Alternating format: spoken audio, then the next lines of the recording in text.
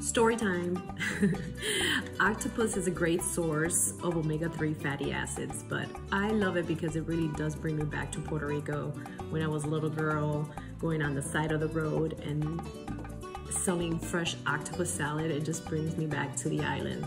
So today, friends, we're making octopus salad.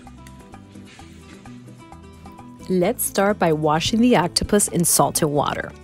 With a knife, slice the arm so that it's easier to cook. Add salt to the water and bring it to a boil. Add the octopus to the boiling water and cook for 2 minutes. Remove the octopus and place it on a pan to cool. Once cooled, cut the meat into pieces.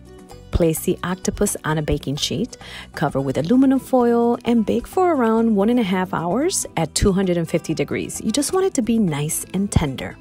Now let's get small bowls ready and start prepping all of the ingredients that's going to add so much flavor to this salad. You have your onions, jalapenos, tomatoes, lime to make juice, cilantro, olives with no seeds, garlic, and pimientos, also known as red roasted peppers. I like placing them into bowls because it just makes it easier to add as I create this masterpiece.